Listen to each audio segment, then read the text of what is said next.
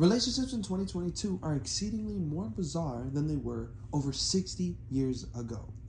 I'm sure that the average relationship dynamic involved a husband who works and brings money to the table, whereas the wife stays home and takes care of the children.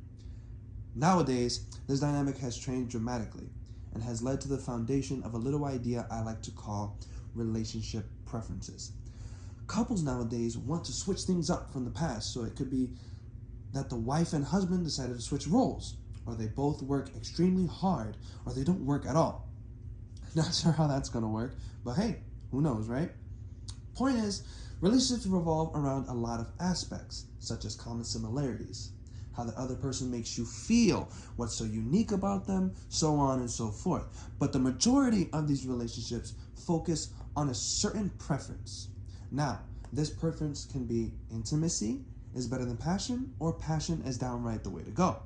The issue with relationship preferences is that everyone has their own unique preferences, and this can pose a problem. How we view our relationship is already set before we get into one.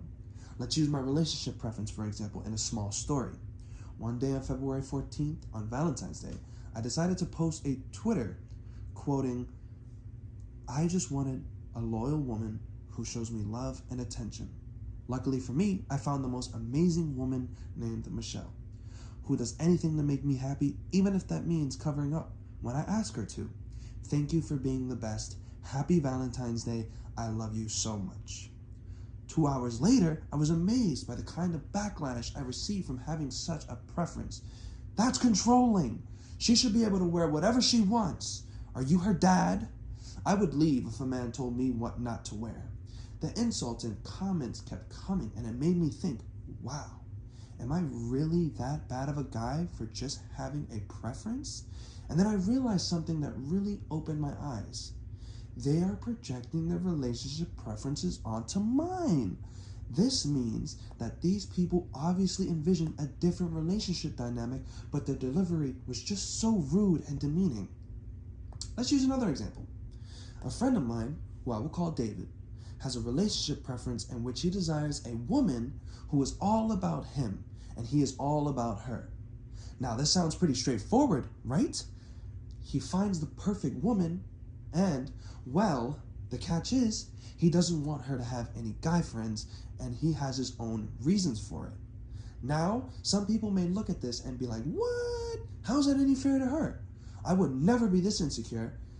However, she has no problem with that at all. She actually enjoys this because it makes her feel more loved by him. Relationships in today's age are very diverse. Some people prefer to be in a polygamous relationship. Some people prefer to be in all about each other. Some prefer to be in an open relationship. However, we as a relationship community should tackle this diverse web of relationships, and not to shame someone for having a different preference than us. We should not project our preferences because it leads to constant, endless arguments, because neither side is more right or wrong than the other. And the sooner we realize that, the sooner we'll be able to accept the fact that, hey, your relationship is no better than mine, nor is mine better than yours. Because in the end, we're both happy. And that's all that matters.